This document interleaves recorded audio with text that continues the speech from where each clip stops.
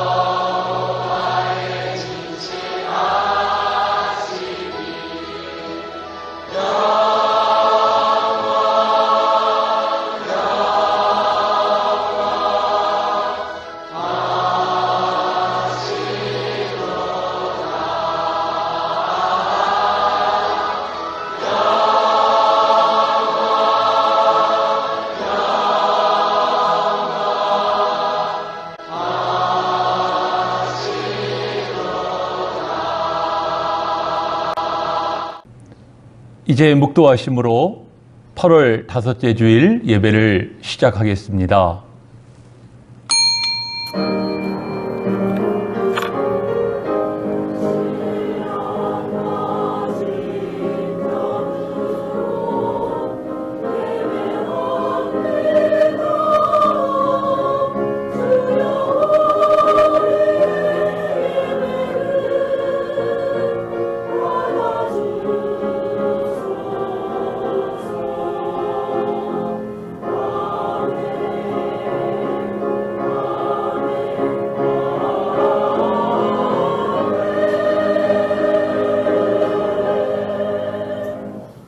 거룩하신 아버지 하나님, 이 시간도 우리가 성일을 맞아 예배의 자리로 나아옵니다.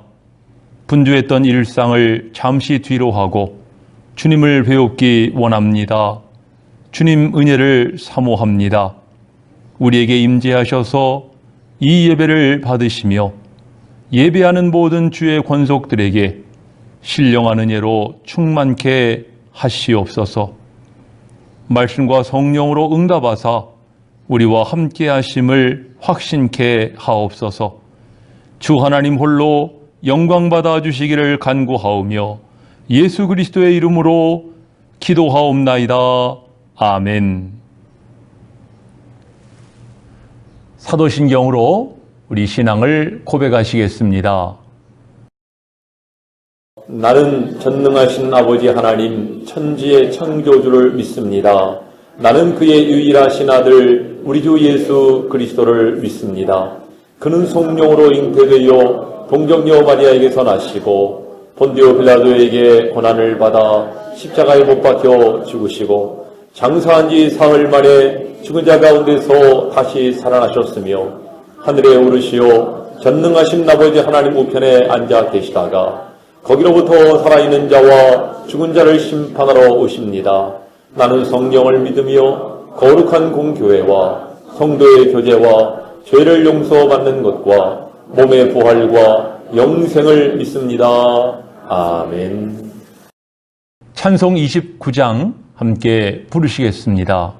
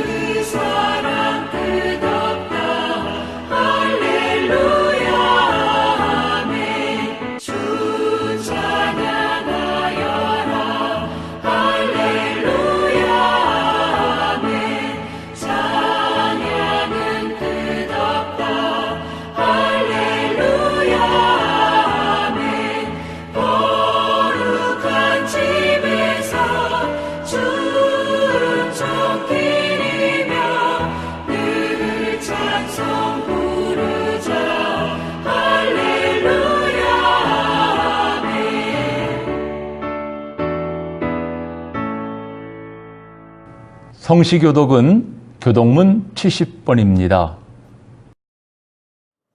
내가 붙드는 나의 종, 내 마음에 기뻐하는 자, 곧 내가 택한 사람을 보라.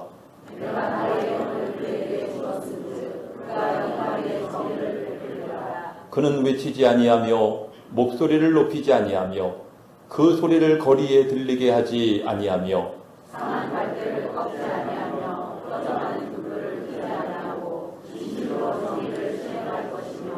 그는 쇠하지 아니하며 낙담하지 아니하고 세상에 정의를 세우기에 이르리니 나 여호와가 의로 너를 불렀은즉 내가 네 손을 잡아 너를 보호하며 내가 눈먼 자들의 눈을 밝히며 갇힌 자를 감옥에서 이끌어내며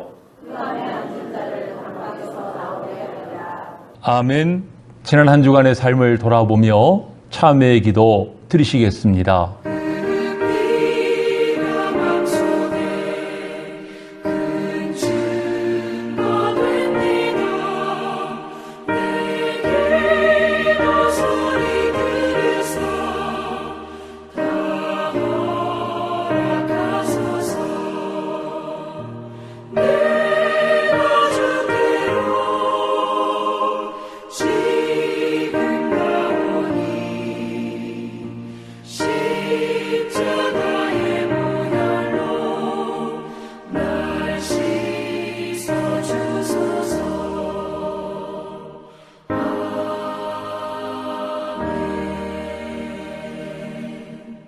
우리가 아직 죄인 되었을 때에 그리스도께서 우리를 위하여 죽으심으로 하나님께서 우리에 대한 자기의 사랑을 확증하셨느니라.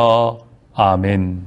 찬송 286장 함께 부르시고 배용 장로님 기도 인도하시겠습니다.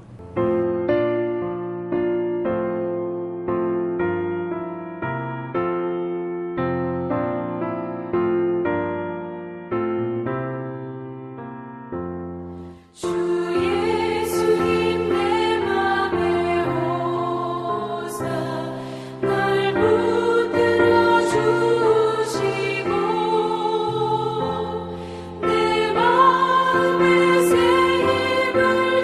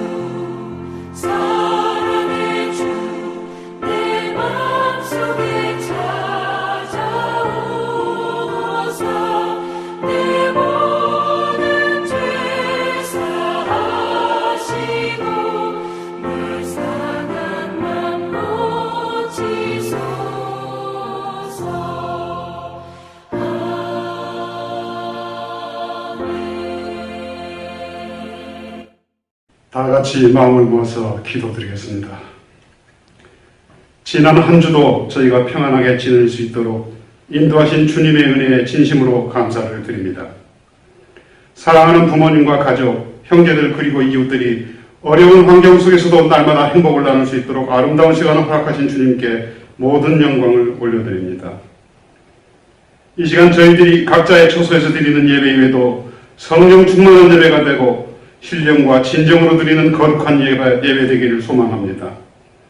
주께서 이 시간 함께 하셔서 성도들의 마음 깊은 곳에 하나님의 크신 사랑을 깊이 느낄 수 있게 하시고 감사하고 회개하며 주께 나아가도록 인도하시옵소서. 좋으신 아버지 하나님, 그럼에도 저희는 죄 가운데서 헤어나지 못하고 안타까운 모습으로 살아감을 고백합니다.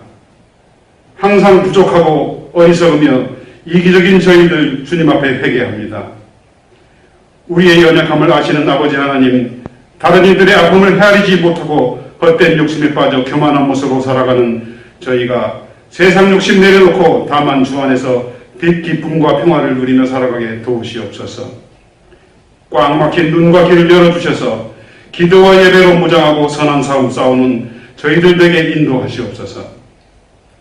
저희가 주의 자녀로 합당한 믿음과 사랑을 실천할 수 있기를 원합니다. 우리들의 신앙이 허세와 습관에 치우치지 않도록 성령이 도우시고 저희 안에 뜨거운 기도와 성찰이 이루어지도록 인도하시옵소서. 지금 저희가 상한 마음으로 주께 외칩니다. 병들고 나약한 육신의 모습으로 주께 외칩니다. 간절히 주만 바라는 상처 입은 영혼들을 위로하시고 이 마음에 시험된 자마다 의심치 말고 주님의 능력을 믿게 하시며 굳은 용기와 확신으로 바로 서게 하시옵소서. 저희 어리석은 영혼들을 긍휼히 여기시고 붙드셔서 주께 나아가 헌신하는 저희들에게 인도하시옵소서. 낙심하고 지친 저희의 마음을 여시고 하나님 나라를 바라보게 하시며 세상 일을 바라고 응답받기보다는 주님과 동행하는 기쁨을 얻게 하시며 어떠한 시련이 다가올지라도 포기하지 말고 주님의 때를 기다리며 담대하게 엎드려 기도하게 하시옵소서. 우리의 붉은 죄마다 주님의 보혈의 손으로 깨끗이 씻어 정결케 하시옵소서. 하나님 아버지께서 지켜주신 이 나라 이 백성이 세상 속에 자유와 평화를 누리며 살아가게 하심을 감사드립니다. 그럼에도 지금 이 나라에는 여러 가지 어려움이 산재해 있습니다. 정치적으로는 지도층의 이기심으로 나라가 혼란한 가운데 있으며 청년들은 미래에 대한 불확실성 때문에 도정하기보다는 안주하는 데 급급하여 저출산과 높은 실업률로 암울한 앞날을 맞고 있으며 사회는 코로나 전염병으로 인해 불안과 혼돈에 쌓여 온 국민이 힘겹고 어려운 나날들을 보내고 있습니다. 주여 도와주시옵소서. 교회로부터 성도가 함께 기도하고 힘써서 사회를 변화시킬 수 있도록 우리에게 신념과 공의로운 마음이 자라게 하시고 청년들도 희망찬 미래를 꿈꾸며 도전하고 장의적인 모습으로 살아가기 힘주시며 나라의 책임을 맡은 이들도 바르고 정직한 리더십으로 이 나라를 평화롭고 순탄한 나라로 이끌어갈 수 있도록 인도하여 주시옵소서. 하나님 아버지, 지금 저희는 코로나로 인해 비대면 예배로 각자의 처소에서 예배를 드립니다. 세계의 모든 나라에 코로나가 창궐하고 있습니다. 길어지는 코로나로 모두가 지치고 고통받고 있습니다. 보이지도 않는 바이러스 앞에 확진자는 늘고 삶은 무너져가고 있으며 교회는 코로나 문제의 중심에 서 있습니다. 주님 도와주시옵소서. 하나님 아버지, 저희들의 경솔함과 어리석음을 용서하여 주시고 인류의 생명과 건강을 지켜주시옵소서. 이 코로나로부터 지켜주시옵소서. 주님, 온 인류의 삶이 회복되기 원합니다. 서로 돕고 위로하는 일에 마음을 다하고 정성을 다할 수 있기를 원합니다. 엎드려 간절히 기도하게 하시고 크고 작은 모든 일들이 하나님의 은혜 안에서 소통하고 감사하는 생활 되도록 우리를 인도하시옵소서. 우리 목민교회를 사랑하시는 하나님 아버지, 특별히 교회의 예배가, 교회의 모든 기관이, 교회의 모든 일들도 주 안에서 은혜롭게 회복되기를 원합니다. 주님 역사해 주시옵소서. 목민의 모든 성도가 주 안에서 함께 기뻐하고 함께 나누며 하나님의 든든한 울토리 속에서 영적인 자유함을 누리도록 도와주시옵소서. 주님, 저희들 삶의 무게에 지치고 힘들어 엎드려 기도드립니다. 이 세상의 주관자는 하나님이시고 그 하나님이 우리의 아버지 되심을 믿습니다. 하나님은 우리가 감당할 수 없는 시련을 허락하지 않으시며 피할 길도 열어주신다고 했습니다. 지금 경제적인 이유로, 삶의 문제로, 가족 문제로 질병으로 고생하는 이들까지 모든 공고한 심령들이 깨끗이 회복되는 은혜를 내려주시옵고, 하루하루 힘이 들어 눈물 짓는 모든 성도들 주께서 친히 붙들어 이 어려움에서 일으켜 주시옵소서. 이제 목사님께서 주님의 말씀을 전할 때에 주님의 권능으로 붙드셔서 하나님의 크신 뜻을 은혜롭게 전하게 하시고, 모든 말씀이 예배자들에게는 기쁨과 평강이 되고, 이를 통해 주님의 사랑과 의로우심이 삶 속에서 실천될 수 있도록 성령께서 인도하시옵소서. 은혜로우신 주님, 저희가 한 주간도 감사와 기쁨이 충만한 예배자로 살기 원합니다. 함께 예배드리는 모든 성도에게 온전히 성령께서 인도하시고 함께 하시길 바라면서 모든 말씀 우리 주 예수 그리스도의 이름으로 간절히 기도드립니다. 아멘.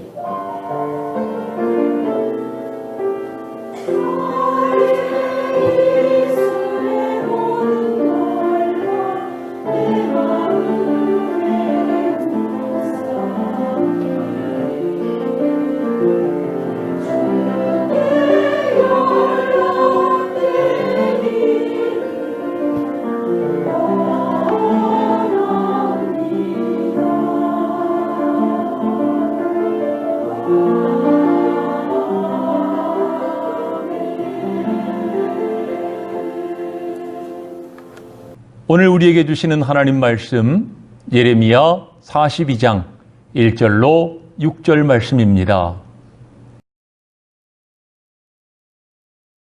이에 모든 군대의 지휘관과 가레야의 아들 요하난과 호사야의 아들 여사냐와 백성의 낮은 자로부터 높은 자까지 다 나와 선지자 예레미야에게 이르되 당신은 우리의 탄원을 듣고 이 남아있는 모든 자를 위하여 당신의 하나님 여호와께 기도해 주소서. 당신이 보는 바와 같이 우리는 많은 사람 중에서 남은 적은 무리이니 당신의 하나님 여호와께서 우리가 마땅히 갈 길과 할 일을 보이시기를 원하나이다. 선지자 예레미야가 그들에게 이르되 내가 너희 말을 들었은즉 너희 말대로 너희 하나님 여호와께 기도하고 무릇 여호와께서 너희에게 응답하시는 것을 숨김이 없이 너희에게 말하리라. 그들이 예레미야에게 이르되 우리가 당신의 하나님 여호와께서 당신을 보내사 우리에게 이르시는 모든 말씀대로 행하리이다. 여호와께서는 우리 가운데 진실하고 성실한 증인이 되시옵소서. 우리가 당신을 우리 하나님 여호와께 보냄은 그의 목소리가 우리에게 좋든지 좋지 않든지를 막론하고 순종하려 함이라. 우리가 우리 하나님 여호와의 목소리를 순종하면 우리에게 복이 있으리이다 하니라. 아멘. 오늘도 각지에서 주일을 거룩하게 지키며 하나님을 예배하는 여러분들에게 우리 주님의 은혜와 평강이 함께 하시기를 축원합니다. 1912년 타이타닉호가 대서양 한복판에서 침몰하는 사건이 벌어졌습니다. 얼마나 대단한 여객선이었던지 세계 최대의 군함보다 2배가 더 컸고 또 건조할 때부터 얼마나 안전에 우선순위를 두었는지 방수 격벽을 무려 16개나 만들었습니다. 그래서 한 겹, 2겹, 3겹 파손이 된다 하더라도 물을 철저히 차단할 수 있는 안전 시스템을 확보한 것입니다. 또 비상 안전 시스템도 구축되어 있는 9층짜리 초호화 여객선이었어요. 어떤 사람은 이 타이타닉호는 신도 침몰시킬 수 없는 배라고 호언장담을 했습니다.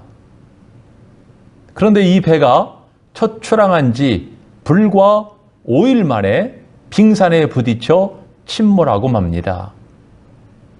이때 죽은 사람의 숫자가 무려 1,500명이 넘었어요. 타이타닉이라는 말은 거대하다는 뜻입니다. 이 타이타닉호처럼 세상 제국들은 한때 거대한 위용을 뽐내지만은 얼마 가지 못해 침몰하고 세상에서 사라져버리고 만 것을 우리는 역사에서 무수히 찾아볼 수가 있습니다. 고대 4대 문명의 발상지에서 일어난 제국들도 다 이와 같았어요. 이집트, 바벨론, 로마, 그리고 세계 최대의 판도를 자랑한다고 하는 중국 원나라. 지금 그 후손들은 미미하게 남아있을 뿐입니다. 이집트를 여행해 본 사람들의 이야기입니다. 지금은 문명의 찌꺼기만 남아있다는 거예요. 그 모습을 보면 마치 인간 문명의 종말이 어떠할 것인가 하는 것을 보게 된다는 것입니다. 한때 이집트는 세계의 패권을 장악했던 거대한 제국이었습니다. 미라, 스핑크스, 또 피라미드, 오벨리스크와 같은 지금도 세계 최고의 건축물이라고 알려진 그러한 문명을 이룩한 나라가 이집트입니다. 그런데 지금 그의 후손들은 그 고고학적인 유적지를 관람시켜주는 것으로 밥을 먹고 있어요. 바빌론도 지금 발굴된 모습을 보면 거대한 흙무더기에 지나지 않는 것입니다. 아무리 화려하고 대단한 제국들도 시간이 지나고 나면 초라하고 부질없는 과거의 흔적일 뿐인 것입니다. 성경을 보면 우리가 믿는 하나님은 한 나라를 심기도 하시고 뽑기도 하시며 모든 인류의 흥망성쇠를 주관하시는 분이라고 말씀합니다. 따라서 우리는 그 전능하신 하나님 앞에 우리의 오만함을 내려놓고 하나님이 누구신지를 바로 알고 바로 섬기는 일이 중요한 일인 것입니다. 오늘 본문은 세상을 통치하시는 하나님의 섭리와 그 앞에 선 인간의 모습을 우리에게 보여줍니다. 예레미야는 40년간이나 유다 나라의 멸망을 선포한 선지자였습니다. 사람들은 그의 말을 수없이 듣고도 믿지 않았고 오히려 예레미야의 말을 무시하고 그들의 완악함을 회개하지 않은 것입니다. 그의 예언대로 유다 나라는 바벨론의 3번에 걸친 공격을 받고 완전히 무너지게 되었어요. 왕족들, 귀족들, 귀인들, 관리들 다 바벨론의 포로로 끌려가 버리고 말았습니다. 오늘 본문은 그 멸망 이후에 일어난 사건을 우리에게 나타내주고 있습니다. 여러분들, 선지자가 이렇게 예언했다. 예언한 대로 나라가 멸망했다. 이것을 살펴보는 것도 중요하지만 멸망한 이후에 그들은 어떤 모습이었는가? 이것을 살펴보는 것, 여기에 관심을 갖는 것도 중요한 것입니다. 민족의 멸망이라고 하는 참담한 현실 앞에서 그날 이후 그들은 어떤 모습이었을까요? 바벨론은 남아있는 유다 사람들을 통솔할 총독으로 유다 사람 그달랴를 임명을 했어요. 그달랴가 총독이 되자 그 이후에 많은 지휘관들이, 흩어졌던 지휘관들이 그에게로 몰려들게 됩니다. 그달랴는 몰려든 사람들과 많은 백성들에게 바벨론의 통치에 복종하라고 말합니다. 하지만 사람들의 생각은 달랐어요. 그에게 몰려든 사람 가운데 요하난이라고 하는 지휘관이 그에게 말하기를 우리와 함께 온 사람들 가운데 느다냐의 아들 이스마엘은 암몬 왕이 보낸 사람입니다. 당신을 해하고 암몬으로 돌아갈 것입니다. 경고를 했습니다. 하지만 총독 그달랴는 이 요하난이 음해를 하고 있다 생각하고 무시한 것으로 보여져요. 결국 그의 경고대로 총독은 이스마엘에 의해서 죽임을 당하게 됩니다. 그리고 이스마엘은 미스바에 있던 유다의 남은 백성들을 사로잡아 암몬 왕에게로 가고자 했어요. 이 사실을 알게 된 요하난과 지휘관들이 노중에 그들을 대면하게 되었고, 그리고 그 유다 백성들을 되찾게 됩니다. 이스마엘과 소수의 사람만이 암몬으로 돌아가 버리고 만 것이에요. 참 이 내용을 보면서 요하난이라고 하는 지휘관은 전략가이고 행동가였던 것으로 보여집니다. 중요한 것은 총독이 없는 이 상황에 그들은 이제 어디로 가야 하나 하는 것이지요. 예레미야 41장 17절을 보시면은 그들은 애굽으로 가려고 길을 떠났고 베들레헴 근처 게롯 김함에 머물렀다. 이렇게 나타나고 있습니다. 여러분들, 이때는 참 혼란할 수밖에 없는 상황이에요. 그날 이후, 나라 멸망 이후 어떤 사람들은 우리는 암몬 왕에게로 가야 된다. 어떤 사람은 아니다. 우리는 애굽으로 망명을 해야 된다. 어떤 사람은 아니다. 우리 그냥 바벨론의 통치 아래에 있는 이 땅에 머물러 살아야 한다. 의견이 분분한 것입니다. 혼란스러운 상황입니다. 성경 시대만이 아니라 오늘 이 시대도 그렇지 않습니까? 코로나19로 말미암아 전 세계가 위기를 만나고 있는 상황이에요. 우리나라도 이 코로나의 위기 가운데서 최근 여러 가지 분쟁의 모습을 보게 됩니다. 부동산 문제로 한참 시끄럽더니 이 광화문 집회, 반정부 투쟁을 벌이는 이 문제로 말미암아 분쟁이 있었고요. 또 여러분들이 지금 지난주에 들으신 것처럼 의료계와 정부가 분쟁을 하고 있어요. 또 예배 모임에 대해 기독교계와 정부가 견해차를 보이고 있습니다. 게다가 법무부와 검찰계 사이에서도 지금 내분이 일어나고 있는 것을 우리가 보고 있습니다. 이곳저곳이 분란과 분쟁의 상황입니다. 위기 상황이 되면 사람들마다 다 자기 목소리를 냅니다. 목소리가 커지죠. 지금 여러분들에게 소개해드린 이 요하난과 유다 백성들은 이 상황에 예레미야에게 찾아와 중보 기도를 요청합니다. 우리를 위해서 기도해달라는 것이에요. 기도 제목이 무엇입니까? 본문 3절에 있는 것처럼 당신의 하나님 여호와께서 우리가 갈 길과 할 일을 보여주시기를 원합니다. 간구한 것입니다.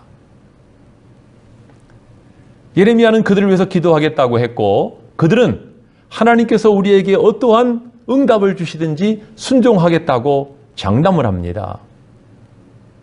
오늘 본문의 내용을 보면은 나라가 멸망한 후에 이들이 정신 차린 것 같아요. 달라진 것 같아요. 그들은 하나님 앞에 묻겠다고 합니다. 또 하나님이 무슨 말씀을 하시든지 순종하겠다는 것입니다. 하지만 실상은 달랐다는 것이지요. 여러분들 이 상황 속에 요하난이나 유다의 남은 사람들의 입장은 상당히 불안하고 위태로운 형편이었습니다. 바벨론이 임명한 관리가 피살되었어요. 이제 바벨론 군대가 쳐들어오는 것은 당연지사예요. 그렇다고 그들이 유랑민처럼 여기저기를 떠돌 수도 없습니다. 이런 상황에 그들이 취할 수 있는 방법은 무엇이었을까요? 바벨론과 대적 관계에 있는 애굽으로 피신하는 것입니다. 그래도 애굽은 강대국입니다. 게다가 애굽엔 이 물질적인 부유함이 있어서 아직은 부유의 땅이었다는 것이지요. 그러니 그들이 이 애굽 땅으로 망명하는 것, 애굽 땅을 향해서 가는 것만이 가장 현명한 판단이고 실리적인 방안이었다는 것이지요. 그런데 이러한 상황에 애굽으로 가고자 길을 떠난 시점에 그들은 예레미야에게 중보 기도를 요청한 것이죠. 하나님의 말씀에 순종하겠다고 말하지만 이것은 그들의 본심이 아니었다는 것입니다. 이미 그들은 내적으로 애굽으로 가겠다고 결정을 해놨어요. 다만 하나님의 보증이 필요했던 것입니다. 오늘날 기도하는 사람들 가운데에도 이런 모습을 찾아볼 수가 있어요. 하나님께 기도합니다. 하나님께 묻습니다. 하지만 실질적으로는 마음속으로 이미 다 결정을 해놨어요. 하나님의 보증이 필요할 뿐입니다.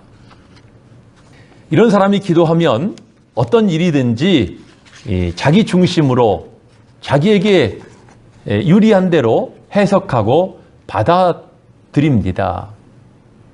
이런 신앙이 얼마나 위험합니까? 오늘 본문 다음 절을 보시면은 기도를 시작한 지 10일 후에 하나님의 응답이 예레미야에게 임합니다. 그 응답은 무엇입니까? 그냥 이 땅에 눌러 살라는 것입니다. 이 땅에 살면 하나님이 그들을 구원하실 것이고 느부갓네살에게 긍휼의 마음을 주어서 그들이 너희를 긍휼히 여길 것이다. 하지만 너희가 애굽으로 들어가 살기를 고집한다면 칼과 기근과 전염병으로 너희를 칠 것이다. 애굽으로 가지 말라는 것이고 애굽을 의지하지 말라는 것입니다. 이에 대해서 그들이 예레미야에게 무엇이라고 말합니까? 43장을 보시면 하나님의 말씀이 너에게 임하지 않았다는 거예요. 네가 거짓말을 하고 있다는 것입니다. 네가 이런 말을 하는 것은 바룩이 너를 충동하여서 우리로 대적하여서 우리가 이 땅에 머물러 살다가 바벨론 왕의 손에 넘기려고 하는 것 아니냐. 그들은 추측하고 속단하고 규정하였어요. 그리고 억지로 예레미야와 바룩을 동행시켜서 애굽으로 들어가 살게 된 것입니다. 그들이 애굽에 이르게 되었을 때 하나님의 말씀이 예레미야를 통해 다시 임합니다. 너희가 들어간 애굽을 치기 위해 내가 바벨론 왕을 불러올 것이다. 바벨론이 애굽 나라를 칠 때 모든 우상과 석상들을 깨뜨리고 무너뜨릴 것이다.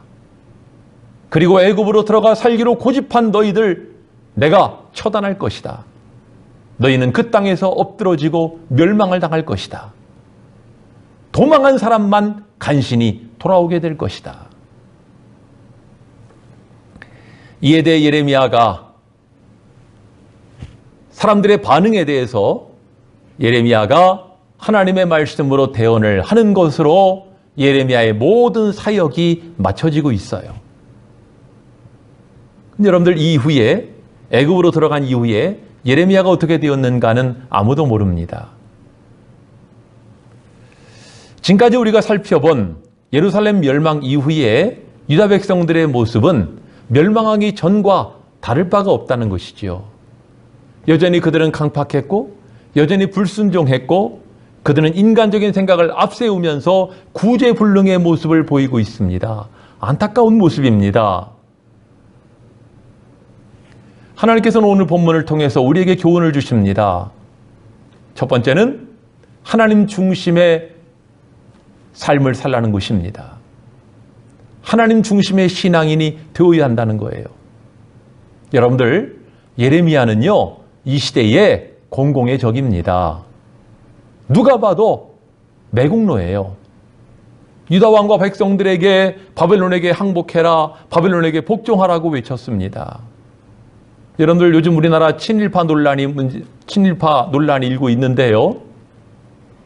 여러분들 일제강점기 시대에 여러분 우리는 일본에게 항복해야 됩니다. 일본에게 복종해야 됩니다. 이렇게 외치는 목회자가 있으면 사람들이 가만두겠습니까? 저건 매국노다. 저건 없애야 된다. 그러지 않겠어요? 여러분들 지금 이 예레미야가 바로 이런 입장입니다. 유대인들은 예레미야는 없애버려야 될 인간이라고 봤어요. 그래서 예레미야가 사람들에 의해서 계속적으로 고통을 겪고 죽음의 위협을 겪은 것입니다. 그러면 예레미야는 왜 이렇게 반역적인 메시지를 선포한 것입니까? 하나님이 주셨기 때문입니다. 하나님이 그렇게 외치라고 하시는 거예요. 그리고 오늘 본문에 민족이 멸망한 이후에도 예레미야는 남은 유다 백성들을 향해 너희는 바벨론의 통치권 아래에 있는 이 땅에 살라고 말하고 있는 것이지요. 여러분들, 지금 바벨론에 임명한 관리마저 피살된 상황에 그들이 안심하고 이 가나안 땅에 살 수 있겠습니까? 누가 봐도 납득할 수 없는 이야기입니다. 애굽으로 망명하는 것만이 가장 현명한 판단이었다고 생각한 것이죠. 하지만 여러분들, 이 선포는 하나님께서 예레미야에게 주셔서 하신 말씀이었습니다. 이렇게 예레미야는 민족이 멸망하기 전에는 바벨론에게 복종해야 한다고 말을 했고, 멸망한 이후에는 바벨론의 통치권이 있는 이 자리에 살라고 말합니다. 그는 공공의 적이 되었어요. 하지만 그는 하나님의 종이었습니다. 하나님께서 주셔서 전하게 하신 그 말씀을 전한 것입니다. 이것이 하나님 중심의 신앙이에요. 그리고 이것이 바로 예레미야와 그 시대 유다 백성들과의 다른 신앙의 모습인 것입니다. 여러분들, 인간의 상식, 세상 이치, 민족주의 이런 것을 초월해서 하나님 말씀에 순종하느냐? 유대인들은 이것을 거부했다는 것이죠. 과연 너희는 가나안 땅에 머물러 살라고 하는 하나님 말씀에 순종하겠느냐? 그래서 하나님 말씀에 순종하는 거 참 어렵습니다. 우리는 우리의 머리로 생각해보고 이해가 가능한 것이냐, 납득할 수 있는 일이냐, 이런 걸 먼저 따져봅니다.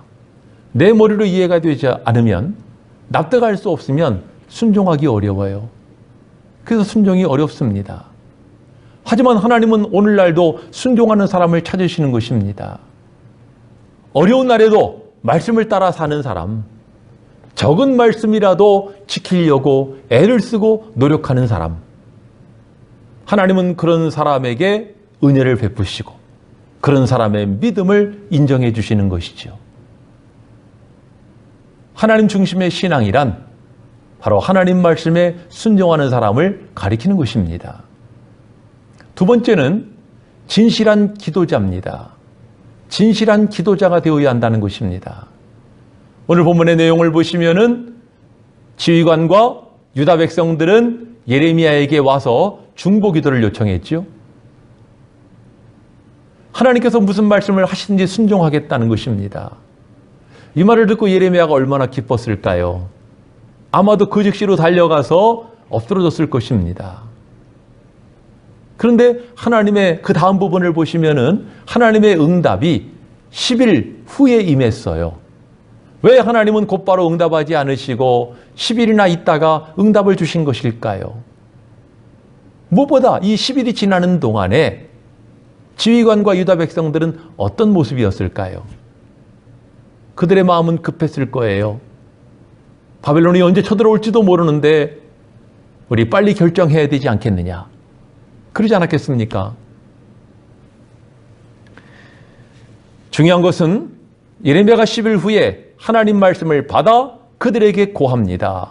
하나님의 응답은 무엇입니까? 너희가 이 땅에 머물러 살라는 것이죠.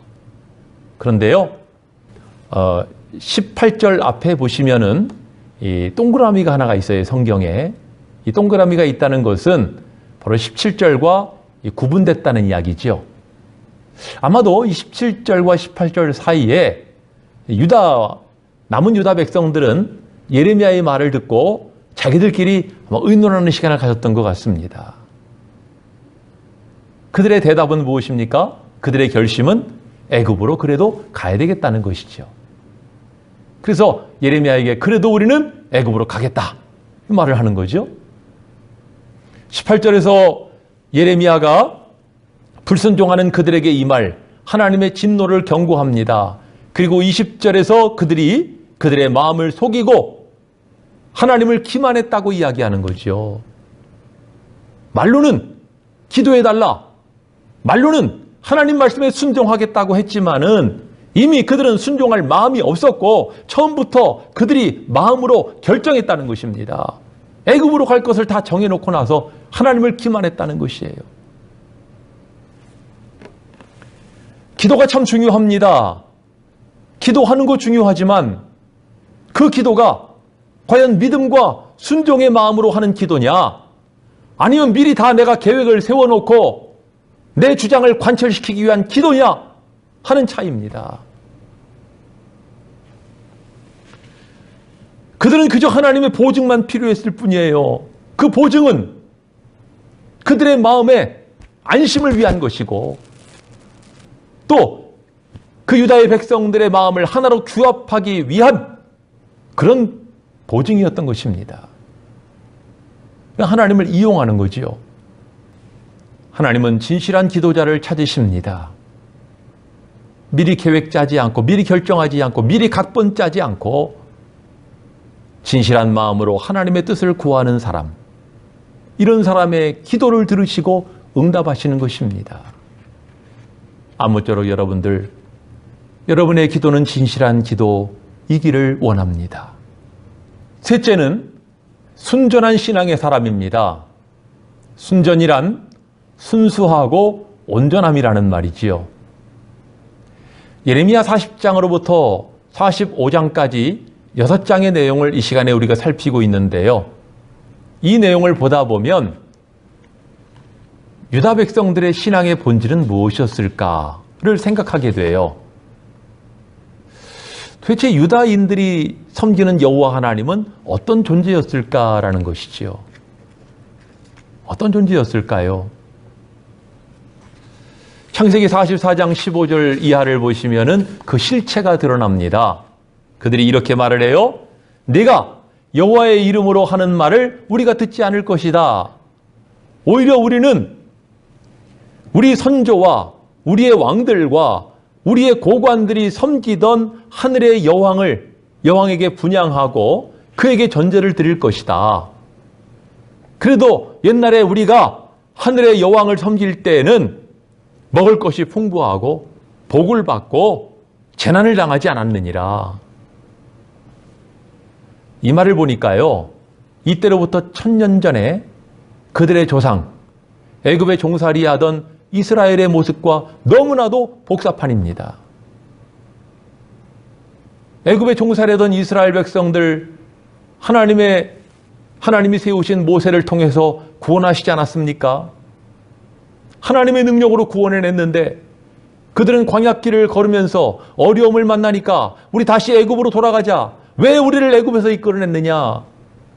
그때는 그래도 거기가 먹을 것이 많았고 좋았다는 거예요. 그들은 애굽의 신을 섬기겠다는 것이고 애굽의 종살이로 돌아가겠다는 것입니다. 어쩌면 지금의 이 1000년 후에 이들의 모습과 똑같은지 몰라요. 지금 이들도 우상을 섬기겠다는 것 아닙니까? 그 우상이 자기들에게 복을 주었다는 것이잖아요. 우리가 우상을 섬기지 않았기 때문에 이런 재앙이 임했다는 것입니다. 하늘 여왕인 아스타롯을 섬겼더니 식물이 풍부하고 재앙이 없고 풍부했고 복을 받았다는 거지요. 이들의 조상들 아브람과 이삭과 야곱이 섬겼던 하나님, 애굽에 종살이하던 그들의 조상들을 애굽에서 구출하여 내신 하나님, 광야길을 걷게 하시고 젖과 꿀이 흐르는 가나안 땅을 기업으로 주신 하나님은 별로 중요하지 않았던 것 같습니다. 관심도 없어요. 지금 이들의 관심은 무엇입니까? 지금 우리가 평안한 거예요. 지금 복을 받는 것입니다. 부를 누리는 것입니다. 평안하게 사는 거예요. 우리에게 이런 물질의 복, 평안의 복, 건강의 복, 이런 복만 줄 수 있는 신이라면 어떤 신이든지 섬기겠다는 것입니다. 아스타롯이 되었든 바알이 되었든 아세라가 되었든 몰렉이 되었든 그모스가 되었든 밀곰이 되었든 어떤 신이든지 섬기겠다는 것이죠. 그런데 여호와 하나님은 까탈스럽다는 거죠. 능력도 없으면서, 복을 줄 능력도 없으면서 재앙이나 내리겠다 그러고 트집이나 잡고 까탈스럽기만 하고, 반면에 그들이 섬기고자 하는 하늘의 여왕 아스타롯은 인자하고 자비롭고 사람들을 품어주고 또 사람들에게 물질의 복도 주고 풍부하게 모든 걸 채워주고 필요를 채워주고 위로해주고 감싸주고 그런 신이라는 거예요. 나를 배부르게 하라. 만사형통하여 복을 받게 해달라. 나를 풍요롭게 해달라. 그럼 어떤 신이든지 섬기겠다는 것입니다. 여러분들 오늘 이 시대의 사람들도 그렇지 않습니까? 나의 성공과 나의 건강과 나의 부유함을 위해서라면은 하나님 아니라도 어떤 신이라도 섬기겠다는 거잖아요.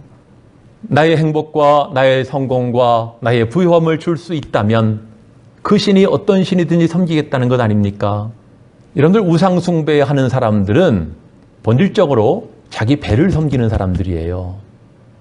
자기의 배부름, 자기의 만족이지요. 내 배를 채워줄 수 있으면 나에게 건강을 주고 나에게 위로를 주고 안식을 줄 수 있으면은 그 신을 나의 신으로 섬기겠다는 거지 않습니까?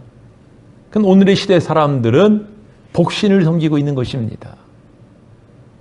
여러분들 40년이나 백성들에게 하나님 말씀을 전한 예레미야의 마음이 얼마나 참담했을까요? 아니 예레미야를 보내시고 많은 선지자를 보내셔서 그들을 깨우치고자 하셨던 하나님의 마음은 어떠셨을 것 같습니까? 우리말로 하면 억장이 무너지는 기분이었을 것입니다. 여러분들 유다 백성들에게 도대체 여호와 하나님은 어떤 존재였을까요? 그 시대 유다인들에게는 그저 그들이 섬기고자 하는 많은 우상신들 가운데 하나였을 것입니다. 오히려 여호와 아니고 아스다롯이 그들에게는 전능한 신이고 그들에게 복을 줄 수 있는 신이라고 믿었던 것입니다. 어떻게 이렇게 민족이 처참하게 멸망했는데도 정신을 못 차리는 것입니까? 반대로 이야기하면은 이들이 이렇게 신앙이 엉망진창이니까 민족이 멸망한 것 아니겠습니까? 우리는 어떤 일을 만났을 때 우리 자신을 돌아봐야 됩니다. 하나님의 뜻이 무엇인가? 하나님이 나에게 어떤 메시지를 주고 계시는가? 우리 신앙인들이 세상 사람들과 다른 점이 무엇일까요? 세상 사람들은 어떤 일을 만나면 원인이 무엇이냐? 누가 책임을 져야 되느냐? 그리고 나에게 피해가 없어야 될 텐데 이런 걸 생각을 해요. 하지만 우리 신앙인들은 어떠한 일을 만나더라도 과연 여기에 담긴 하나님의 뜻이 무엇인가? 하나님의 메시지는 무엇인가? 하나님은 나에게 무엇을 요구하고 계시는가? 이거를 생각하게 되는 것입니다. 여러분들 우리는 신앙의 본질을 회복해야 돼요.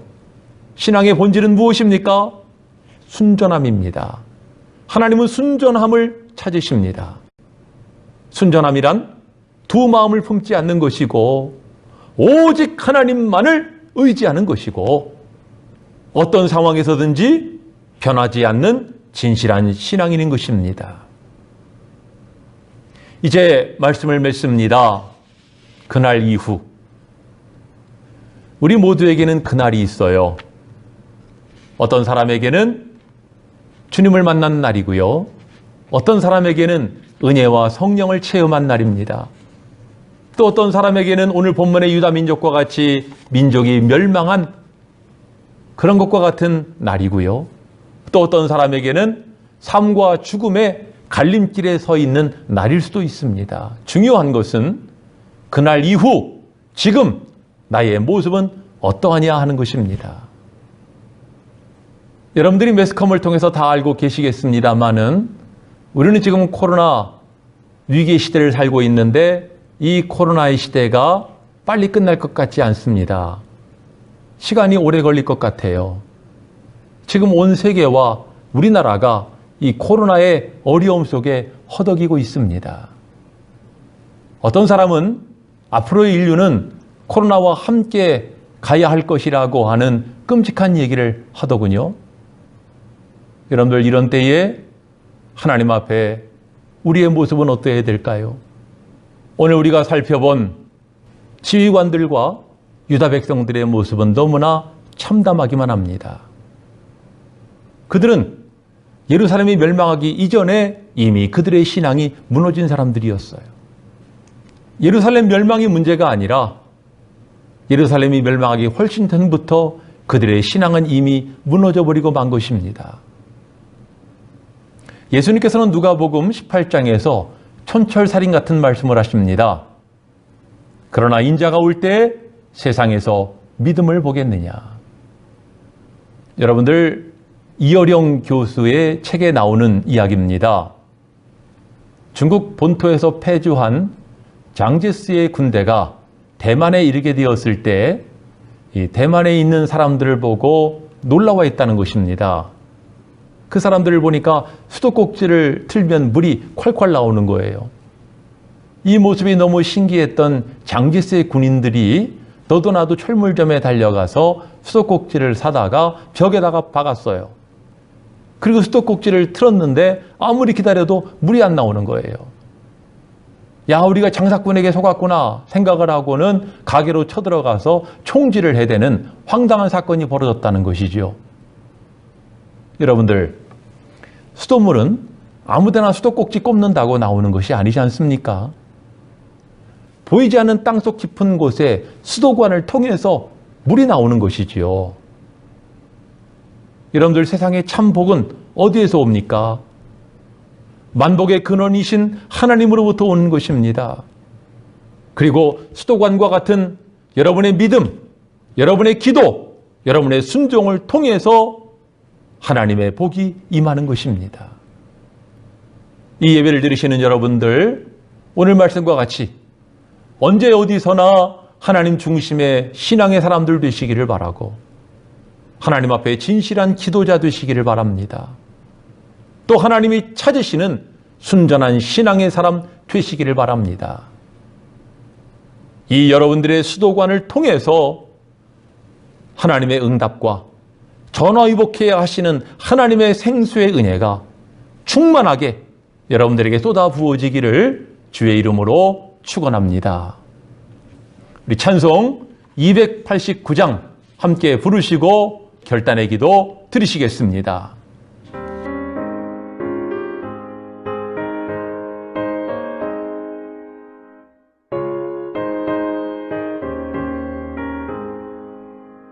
주 예수 내 맘에 들어와 계신 후 변하여 새 사람 되고 내가 늘 바라던 참빛을 찾은다.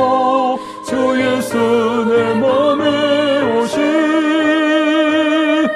주 예수 내 맘에 오신 주 예수 내 맘에 오신 물밀든 내 맘에 기쁨이 넘치는 주 예수 내 맘에 오신 주 예수 내 맘에 들어와 계신 후 망령된 행실을 끊고 머리털보다도 더 많던 내 죄가 눈보다 더 희어졌네.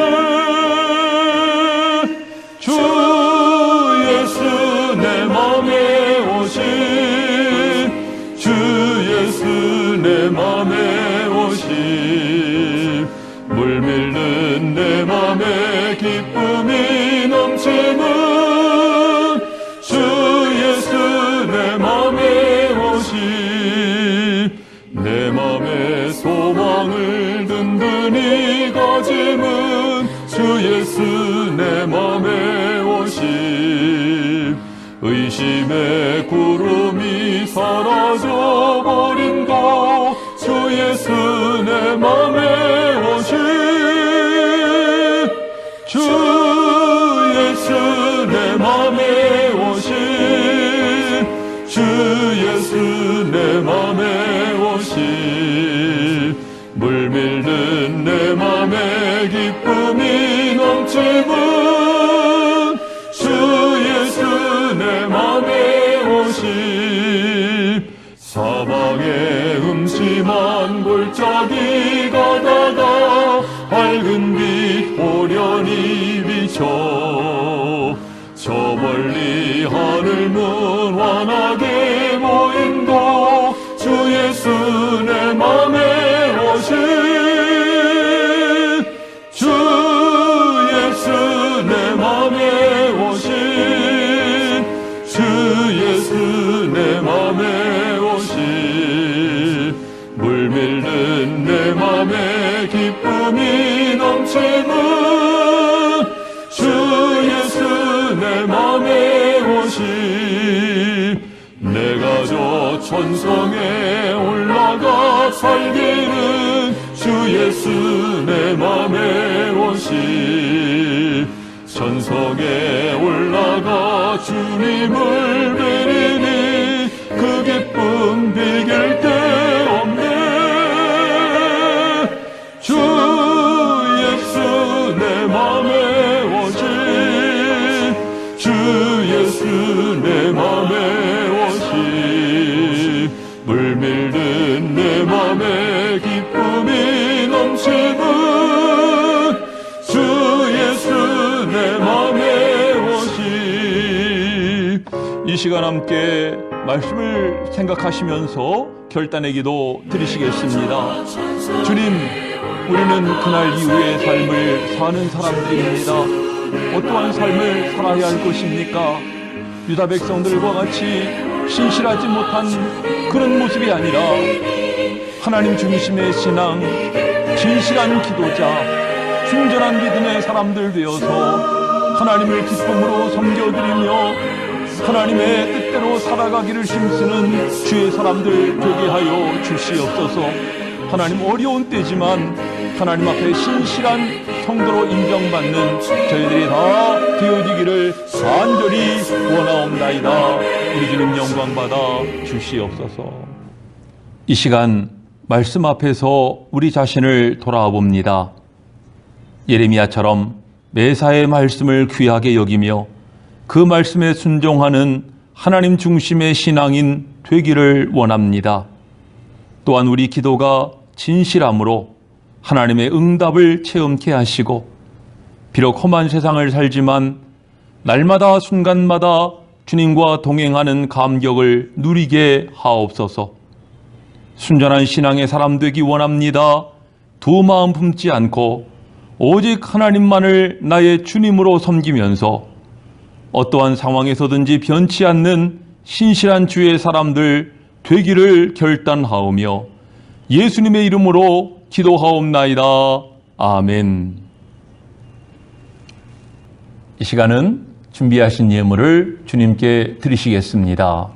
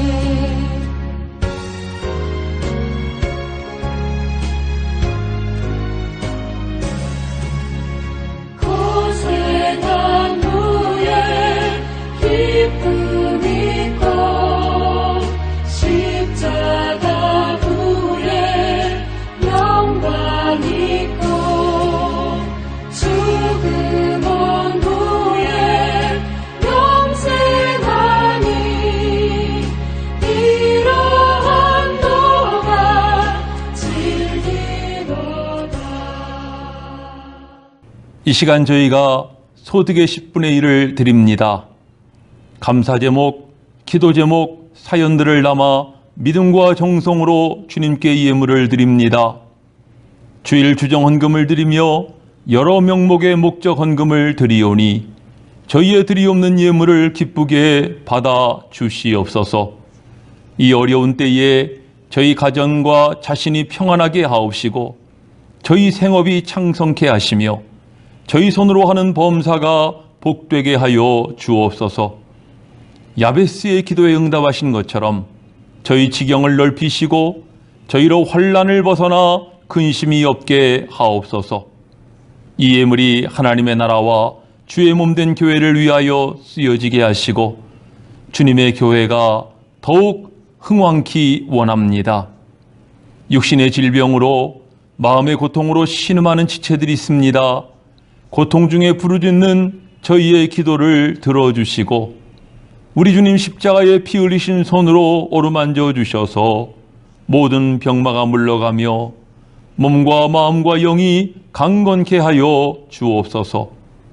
이 모든 각양 예물들, 헌신의 제물들 기쁘게 받아주시고 복 주심을 믿사옵고 예수님의 이름으로 축복하며 기도하옵나이다. 아멘. 교회 소식 말씀드리겠습니다. 비대면 예배가 언제까지 있는지 알 수 없지만은 영상 예배를 통해 또 날마다 기도와 말씀 생활에 정진하심으로 이 시대에 오히려 여러분들의 신앙이 더욱 발전하는 귀한 계기가 되시기를 바랍니다. 시철회가 가을 노회를 앞두고 이번 주 목요일인 9월 3일에 밀락평광교회에서 11시에 모인다고 공문이 왔습니다. 모일 수 있을는지 좀 더 지켜봐야 되겠지만은 시철회 공지사항 여러분들에게 알려드립니다. 코로나와 싸우다 보니 어느덧 오늘이 8월 마지막 주일입니다. 그 신선한 가을 바람이 불어오겠지요? 교우님들 건강에 유의하시면서 이번 주간도 믿음으로 승리하시기를 바랍니다.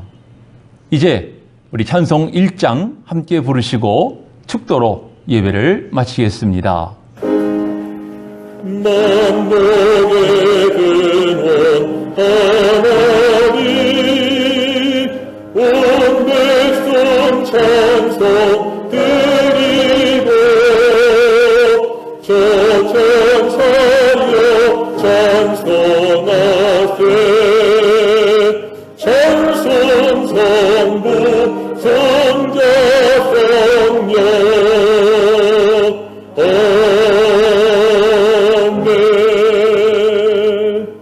지금은 우리 주 예수 그리스도의 크신 은혜와 아버지 하나님의 크신 사랑과 성령의 감화, 감동, 교통 충만하심이 그날 이후 새롭게 변화된 모습으로 신실하고 순전한 신앙 가운데 살아드리기를 소망하고 결단하는 흩어져 예배하는 모든 주의 권속들에게 지금부터 영원까지 함께 하옵시기를 간절히 축원하옵나이다. 아멘.